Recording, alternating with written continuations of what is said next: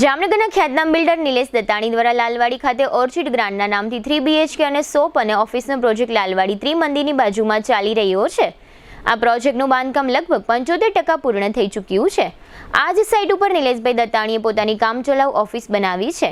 આજે દીપાવલીનું પર્વ છે। આ દીપાવલીના પર્વમાં ચોપડા પૂજનનું ખૂબ જ મહત્વ છે, જેને કારણે નિલેશભાઈ દત્તાણી અને તેમના જ્યેષ્ઠ પુત્ર ભવ્ય દત્તાણીએ આ જ ઓફિસમાં વિદ્વાન કર્મકાંડી બ્રાહ્મણ અને ભાગવત કથાકાર તથા લોહાણા સમાજના કુળગોળ શાસ્ત્રી ધવલભાઈના મંત્રોચ્ચારના સથવારે ચોપડા પૂજન આજે દીપાવલીના પાવન પ્રસંગે કરવામાં આવ્યું હતું। ચોપડા પૂજનમાં લક્ષ્મીજી, સરસ્વતીજી અને મહાકાળી એમ 3 દેવીઓની પૂજા અર્ચન કરવામાં આવે છે। દીપાવલી પર્વમાં ચોપડા પૂજનનું શું મહત્વ છે તે અંગે શાસ્ત્રી ધવલભાઈએ પ્રકાશ ફેંક્યો હતો।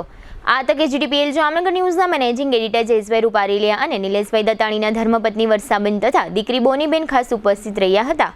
શાસ્ત્રી ધવલભાઈએ ચોપડા પૂજનના મહત્વ અંગે કરેલ વાતચીતના આ રહ્યા મુખ્ય અંશો। સગાઈ, લગ્ન અને શુભ પ્રસંગો માટે પાર્ટી પ્લોટ તથા બેન્ક્વેટ હોલની શોધમાં છો તો આપના શુભ પ્રસંગો જાજરમાન અને યાદગાર બનાવવા આપને અમો આમંત્રિત કરીએ છીએ।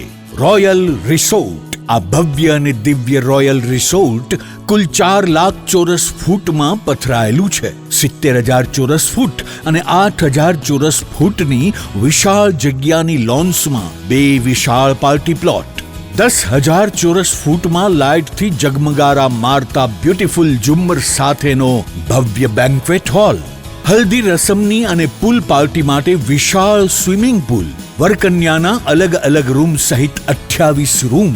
બેન્ક્વેટ હોલમાં 1500 અને પાર્ટી પ્લોટમાં 3000 મહેમાનો એક સાથે પ્રસંગ માણી શકે તેવી સુપર વ્યવસ્થા। એક સાથે 250 કે 300 થી વધુ કાર પાર્કિંગ થઈ શકે તેવું વિશાળ પાર્કિંગ, એક સાથે 2 પ્રસંગ થઈ શકે તેવી વિશાળ વ્યવસ્થા ધરાવતો ભવ્ય રોયલ રિસોર્ટ। આપના પ્રસંગને દીપાવવા અને યાદગાર બનાવવા માટે આજે જ મુલાકાત લો। રોયલ રિસોર્ટ, ખીજડીયા બાયપાસ ચોકડી, રાજકોટ હાઈવે, જામનગર। મોબાઈલ 85 111 71 201। અને વર્ષોથી આ પેઢી દર પેઢી અમે આ જ કાર્યમાં અને ભાગવત કથાઓથી સંકળાયેલા છીએ અને આજનો આ મોટો દિવસ દિવાળીનો મહાપર્વ GTPLના માધ્યમથી બધાને દિવાળીની પહેલા તો હાર્દિક શુભકામના। આ દિવસનું મહત્વ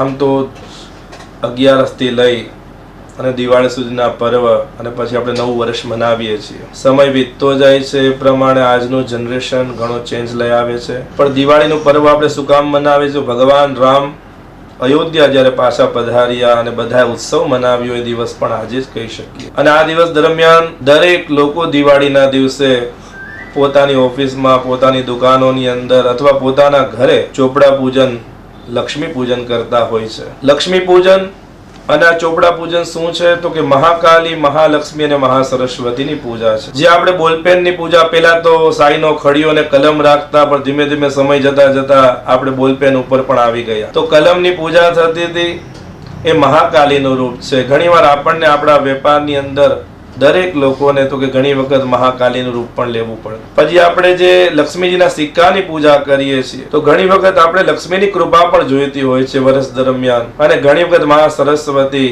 એટલે આપણે જે ચોપડાની પૂજા કરીએ છીએ મહા સરસ્વતીનું રૂપ છે। એટલે સારી વાણી એટલે મહાકાલી, મહાલક્ષ્મી અને મહા સરસ્વતીની પૂજા થઈ જાય એટલે વેપારની અભિવૃદ્ધિ થાય છે અને વેપાર ખૂબ આગળ વધે છે। એક સમય હતો કે આપણે આ GTPLના માધ્યમથી બેઠા છે એટલે જામનગરની જ ખાસ પહેલા તો વાત કરીએ કે જામનગરની અંદર ગ્રેન્ડ માર્કેટ સૌથી ફેમસમાં ફેમસ, એમાં તમે દરેક દુકાને ચોપડા પૂજન થતા તમે જોવા મળતા।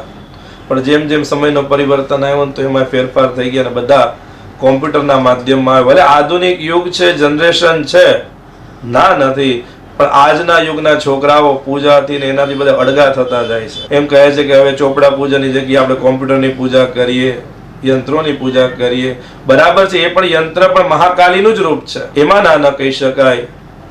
પણ આ જે પર્વ આપણે જોઈએ છીએ તો એના માટે હું એટલી જ વાત કરીશ કે પરિવાર ભેગો થતો, પૂજા કરતો, સાથે ભોજન કરતો અને આનંદમાં રહેતો, અને પરિવાર એટલો બધો આનંદમાં રહે કે આખું વર્ષ આનંદથી વ્યતીત થતું। પણ જેમ જેમ સમય વીતતો જાય છે તો ઘણા લોકો આનાથી વિમુખ થતા જાય છે। તો હું એટલી જ પ્રાર્થના કરીશ કે આપણા શાસ્ત્રને, આપણા ધર્મને, આપણી પૂજાઓને સાચવી રાખો। અને જો આ સાચવી રાખશો તો ભગવાનની કૃપા પ્રાપ્ત, ભગવાન રામની કૃપા પ્રાપ્ત થશે, ઠાકોરજીની કૃપા પ્રાપ્ત. અને મહાદેવજી તો આપણે કહી શકીએ, મહાદેવજી એટલે કુબેર ભંડારી, પણ આપણે એ જ કહી શકીએ કે કુબેરની પણ પૂજા હોય છે. હરિ અને હર બંને બધા એક જ છે. ખાસ એટલી જ પ્રાર્થના બધાને વિનંતી છે, પર્વને ખૂબ જ આનંદ અને ઉત્સાહથી આપ ખૂબ જ વધાવો અને ખૂબ જ બધા પૂજા કરો અને આગળ વધો અને બધાના આશીર્વાદ મેળવો.